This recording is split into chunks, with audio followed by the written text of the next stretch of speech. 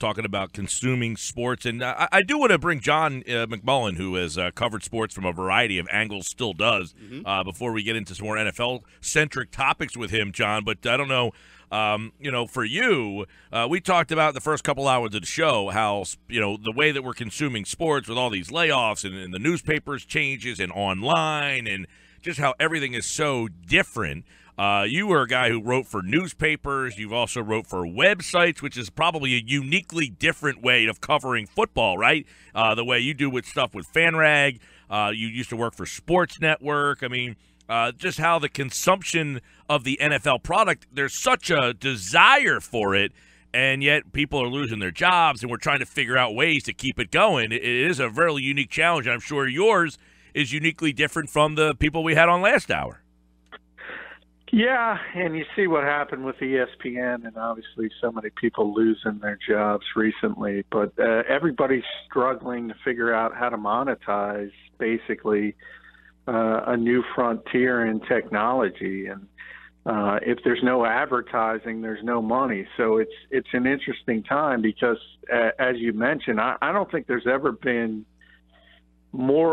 a bigger desire for information. People want more, and they want it immediately, and yet nobody's willing to pay for it because it's been free for so long that it's tough to pull back and say, you know what, and this is so many newspaper websites have this issue, and they say we're going to put up a paywall, and all of a sudden nobody pays for it. I remember when Newsday in New York, Long Island, tried to put up a paywall. At one point, they had 8 paying customers. Eight. So obviously, if somebody can figure it out and somebody can figure out how to monetize things, they're going to be a very, very rich person. And that person hasn't come along yet. Do you, for instance, a site like ESPN.com, are they profiting from their website, or is it a necessary component that they must have for credibility? More so the latter. I don't know the exact figures. If they do turn a profit, it would be a very, very small one. And obviously, what drives their engine has been programming and their ability to charge cable customers basically double more than any other cable channel. And that's why what happened last week happened, because for the first time in history, the cord cutters, so to speak, are leaving at a rapid rate, and people are turning up their nose and looking for cheaper options.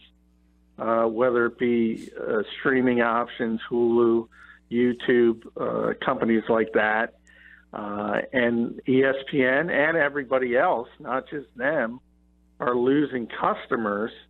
And customers, you lose revenue, and that's what's happening. And it's scary in this industry because obviously ESPN has been the leader and the king of the hill for so long. And not only that, at one point, they were if you talk about ABC and traditional outlets, ESPN was the crown jewel of Disney at one point. And now things have turned bad. Yeah, how do you think, we're talking John McMullen, of course, you can read his Eagles coverage at 97.3 ESPN.com. He's the national NFL columnist for FanRag NFL.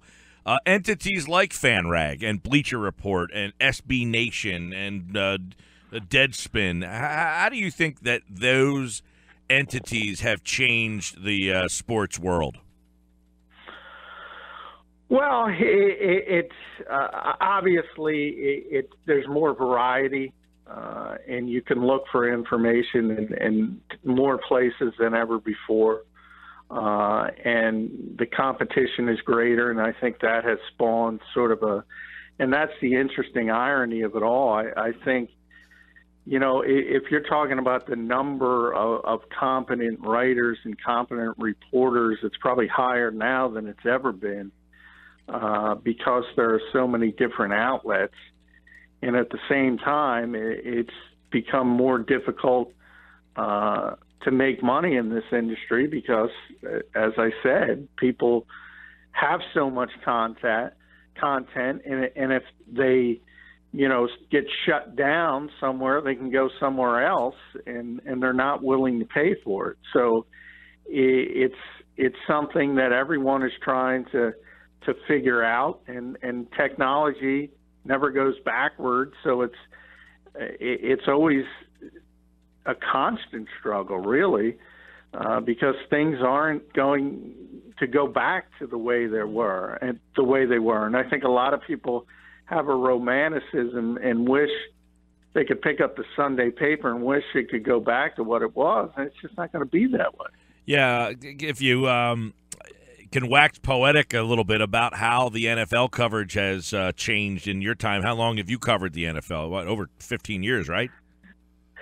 Yeah, unfortunately dating myself, but now it's about 20 years, so it's about 2 decades. And yeah, it started out as basically newspapers and wire services. And I think it's interesting, the first time I went to the NFL Combine, I think they had 130, 150 credentialed reporters, and now they're up to 2,000 and something. Jeez. So that tells you the explosion in not only the popularity of the league, but in how many people cover the league.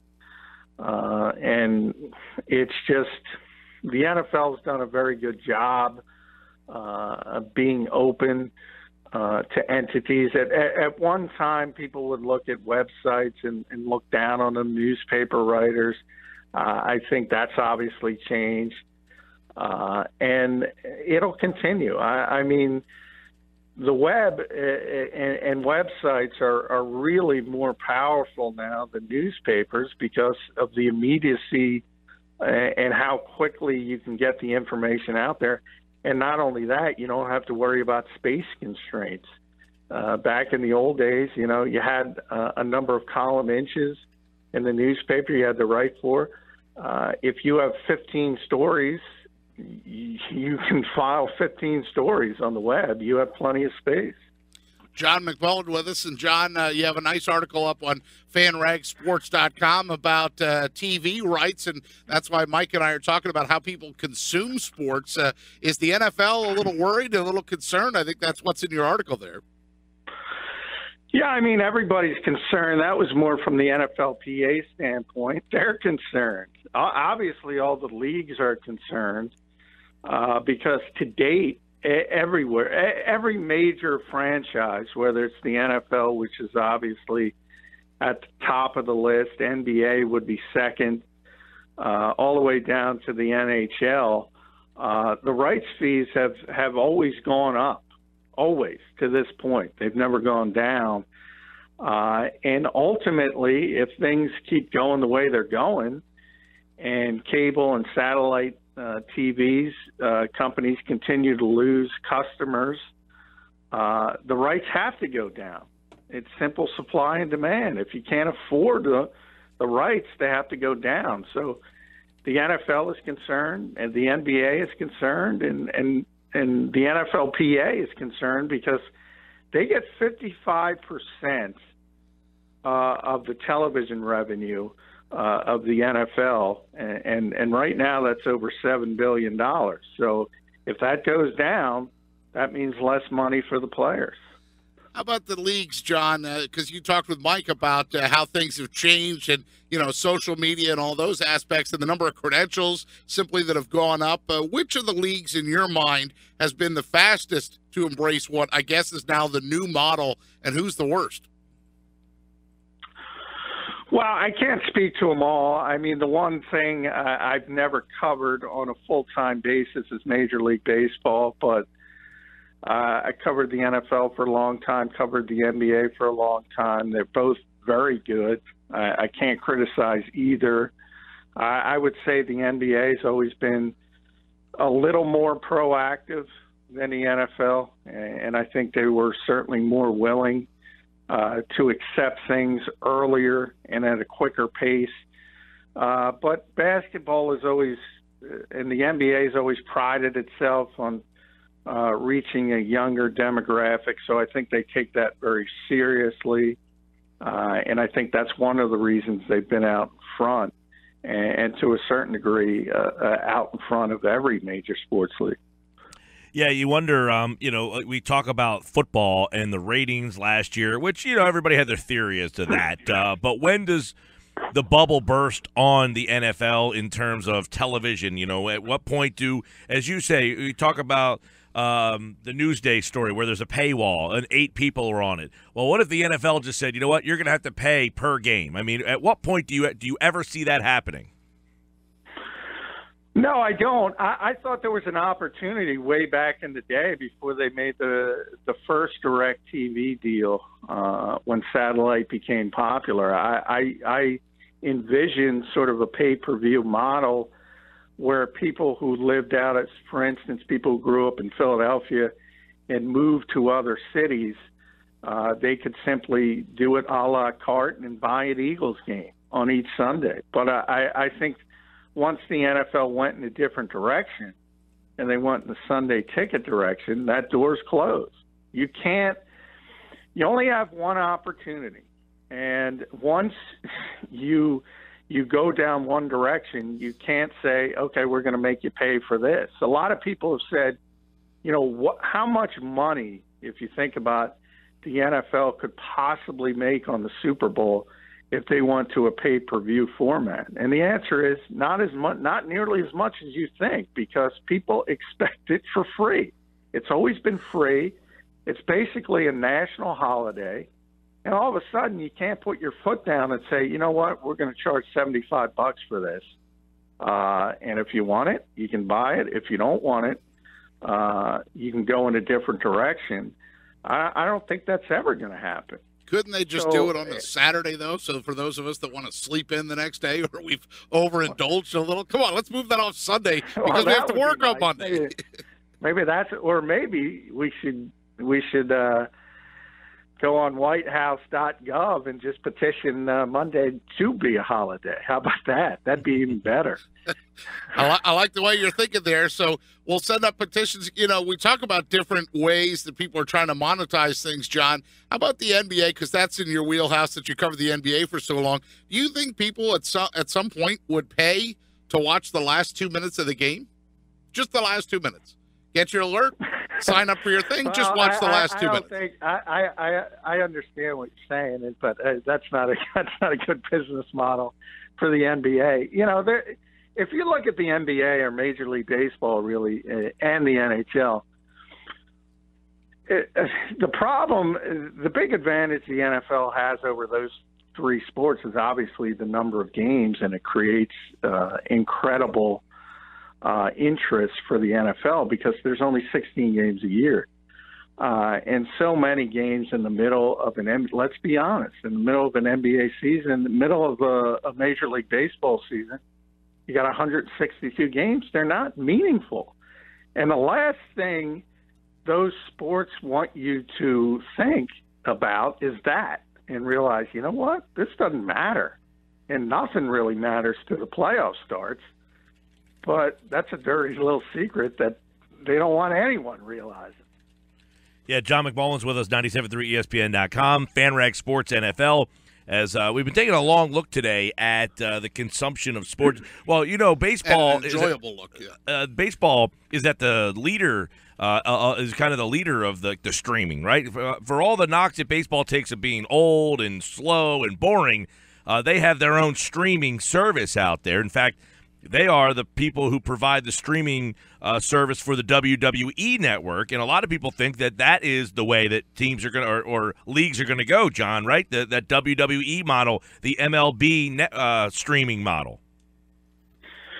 Yeah, Major League Baseball Advanced Media, which they spun it off into its own company because it's so successful, has really been at the forefront of streaming. But it's more of they've been so good at delivery of it. They've been better than everybody else who's tried. One of the issues and one of the things the major companies are worried about, whether it's Comcast or someone of that nature, is that when streaming gets to the point where people can depend on it, and there isn't all these buffering issues and things like that, at that point you'll see a mass exodus, and people will go in mass to streaming options. That's what they're concerned with. And Major League Baseball Advanced Media has been at the forefront. They're the best at delivering streaming. But from the league standpoint, I'm not sure it's done much for Major League Baseball other than they've been able to create this great company that's on the forefront of technology. I don't see them being able to do what WWE has done, or the NFL, or the NBA, for the exact reason I said, because people are used to getting it for free. Even though now you can argue, hey, you pay for your cable bill, you pay for your satellite bill, but that's not the way people think. They understand it, but they consider it free, and I put that in quotations. So then when you have to pay for cable and satellite, and on top of it, you're going to have to pay for a Phillies or a Sixers or a Flyers game, they're just not going to go for it. Now, this is interesting. Yesterday, Darren Ravel, of course, the sports business, I think this was kind of swept under the rug a little bit, but I'd like to get your take on it. The NFL shelled out $95 million for 3% stake in the sports retailer Fanatics. So what, figure out what the what their valuation of the company is there. $95 million for 3%. Imagine going on Shark Tank and asking one of them guys for $95 million for 3% of your company. But what does that tell you about the NFL investing $95 million in Fanatics? Basically saying they are seeing a return on merchandise, and they want to get in on that. Yeah, it just tells you they want a bigger cut of the merchandising, and obviously the NFL has been a merchandising just juggernaut over the years, and they see a way to increase the percentage that they get. And obviously, while $95 million sounds like a heck of a lot of money, that's a drop in the bucket for the NFL. But if they can get in their foot in the door and they can create, they're sort of like we just talked about with Major League Baseball Advanced Media, and create a separate company that's actually doing the merchandising. You're getting a percentage right now. That's another way to perhaps make up revenue that you're not going to get for TV down the line. Perhaps that's what they're thinking. But boy, I'll tell you, I just don't think the average person realizes how much all of these leagues, not just the NFL, but all of these leagues are dependent on television money, because it is the vast majority of their gross revenue, and they're not going to be able to make it up if it goes away. That's no doubt about it. That's a sign of the times. Things are changing, and how do you change with it? Good stuff on the football side of things. Gotta say Bob Dylan in there. Times are changing. Times are changing. John McMullen, 97.3 ESPN.com, FanRag Sports NFL. Checking it out at JF McMullen. As the NFL is also changing as we know it. We'll get more NFL news and notes throughout the week here, getting ready for the Eagles who open up rookie camp on Friday. Thanks, John. Hey, thank you, guys.